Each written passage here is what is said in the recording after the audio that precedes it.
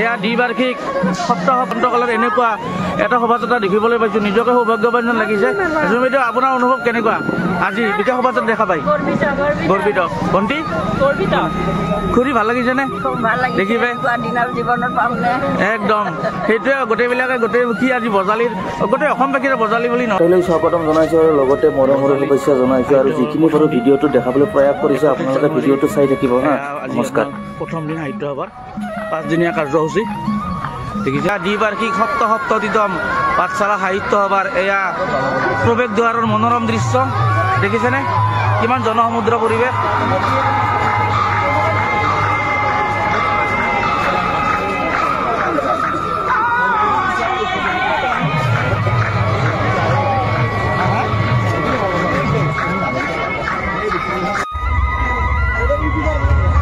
প্ৰদৰ্শনীত সোমাইছোঁ। এয়া প্ৰদৰ্শনীত প্ৰথম এণ্ট্ৰি মাৰি আপোনাৰ এইটো এটা বৃহৎ আপোনাৰ জাপি কিনি লোৱা জাপিটো দেখিছেনে? চাওক এয়া প্ৰদৰ্শনীৰ 87 ফুট বৃহৎ জাপিটোৱে পাঠশালা অসম সাহিত্য সভাৰ ইণ্ডিয়া বুকছ অফ ৰেকৰ্ডছৰ নাম সন্নিৱিষ্ট হৈছে। এয়া গৌৰৱৰ পৰিৱেশ।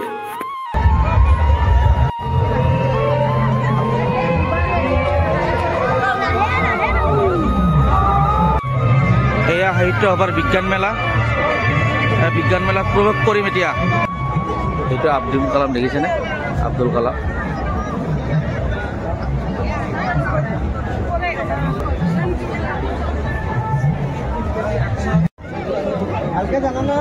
প্ৰথমবাৰৰ বিজ্ঞান মেলা আমাৰ সাহিত্য সভা বজালীয়ে আয়োজিত কৰিছে। এই বিজ্ঞান মেলা এয়া আমাৰ গৌৰৱ। এইটো সজাগতা অভিযান। বিজ্ঞান মেলাত আপোনাৰ বহুতো আশ্চৰ্যমূলক বস্তু আহিছে আৰু ইয়াত দুটা মূৰৰ শিশু এটা আছে, কিন্তু ইয়াত ভিৰৰ কাৰণে চাব নাপালোঁ। কিন্তু এয়া এটা মোৰ বহুত এটা দুখ ৰৈ গ'ল, মানে ইমান ভিৰ হৈছে চাব নাপালোঁ। এয়া অৰিজিনেল ৰেঞ্জ প্ৰিন্সিপল গেছ অপাৰ ইমান ওজন চব অৰিজিনেল। বাপৰে বাপ কিतना হেভি হে বাপৰে। এই বাজাৰে চেলুন এই চেণ্টাৰ আনিছে আৰু এয়া যিবিলাক দেখিছে চব অৰিজিনেল হয়। আমি আপোনাক লগ পাইছোঁ ইমান ইমান প্ৰকাণ্ড ঋষিমুনিৰ এটা মূৰ্তি দেখিছে। এয়া ভট্টদেৱ বিশ্ববিদ্যালয়।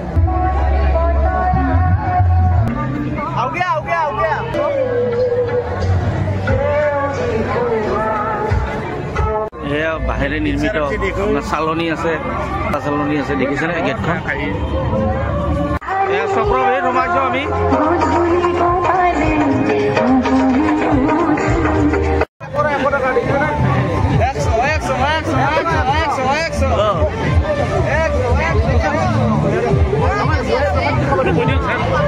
এয়া চাওক আপোনালোকে মেইন গাহৰি বনাই আছে এইবিলাক চাওক। এয়া সাহিত্য সভাত আমি পলু খাম, কোনোবাই মানে পৰ্ক খাব, আমি চিকেন খাম। দাদা এই আপোনাৰ পৰ্কটো কিমান টকা? 100 টকা। আৰু আপোনাৰ চিকেনটো 100 টকা। আৰু পলু 100 টকা। যি খাই চব 100 টকা। চব 100 টকা। আৰু এই কেঁকোৰাটো? লেগ পিচ কিমানকে? লেগ পিচটো 100 টকা। বঢ়িয়া একেবাৰে। এয়া আমাৰ এখন পৰ্ক লাভাৰ আৰু অমলানো পৰ্ক লাভাৰে, মই নহয় কিন্তু এইবিলাক কেণ্ডিডেট আছে আমাৰ গতিয়া। নাই নাই মানে ইহঁতে জাষ্ট এটা টেষ্ট ল'ব, ইহঁতে পৰ্ক নাখায় আৰু দেখিছেনে?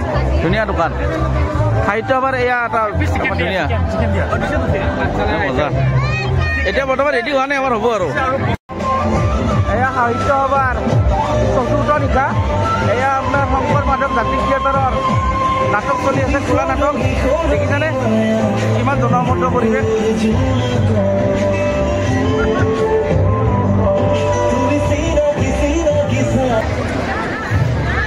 এয়া দ্বিবাৰ্ষিক 70তম আমাৰ সাহিত্য সভাৰ বজালীৰ অধিৱেশন শোভাযাত্ৰা দেখিছেনে? চাওক বজালীৰ এয়া শোভাযাত্ৰা বাৰে বৰণীয়া সংস্কৃতিৰে ভৰপূৰ। যাত্ৰা বজালীৰ সাহিত্য সভাৰ 70তম দ্বিবাৰ্ষিক সাহিত্য সভাৰ এয়া বাৰে বৰণীয়া শোভাযাত্ৰা দেখিছেনে? এয়া বজালীৰ এয়া মনোৰম দৃশ্য। কেনেকুৱা এটা পৰিৱেশ চাওকচোন। তেজে হিৰে হিৰে বহি আছে মানুহৰ আমাৰ বজালীৰ এয়া সাহিত্য সভাৰ এয়া মনোৰম দৃশ্য দেখিছেনে?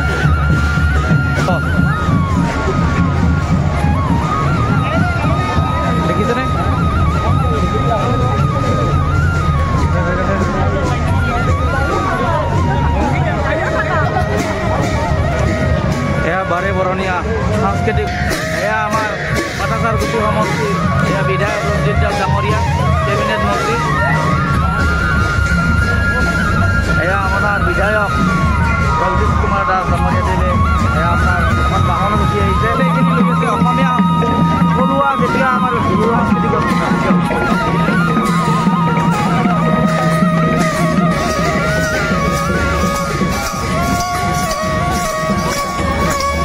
আমাৰ অমৰ জোৱান এয়া অসমীয়া ভাষা সাহিত্যৰ খাই শিপা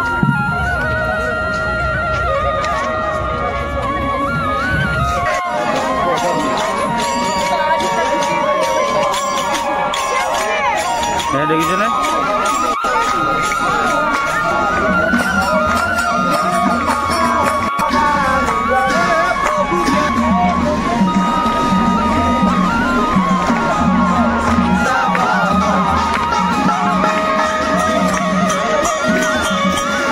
এয়া পাহুৰা তোলা এক সাংস্কৃতিক পৰিৱেশ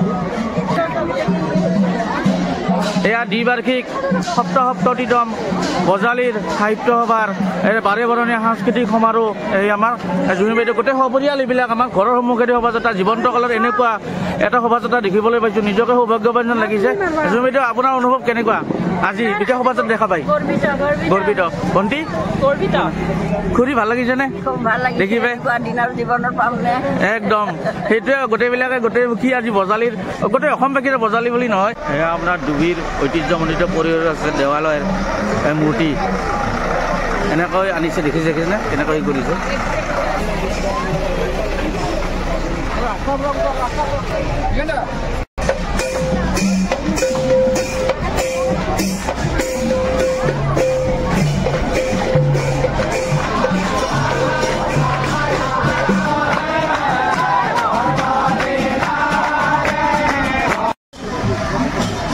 এয়া ভোগেশ্বৰ মন্দিৰ ওলোৱাৰ প্ৰতিমূৰ্তি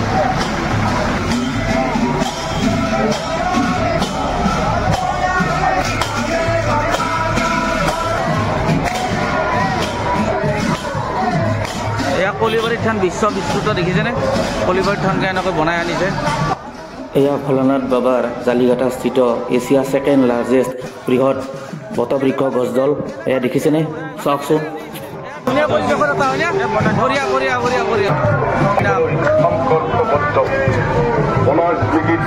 সদায় জিলিকি থাকিব এই পুতলা নাচ দেখিছেনে এয়া আমাৰ সংস্কৃতি পুতলা নাচৰ আমাৰ এই লোককলাৰ মাধ্যমেৰে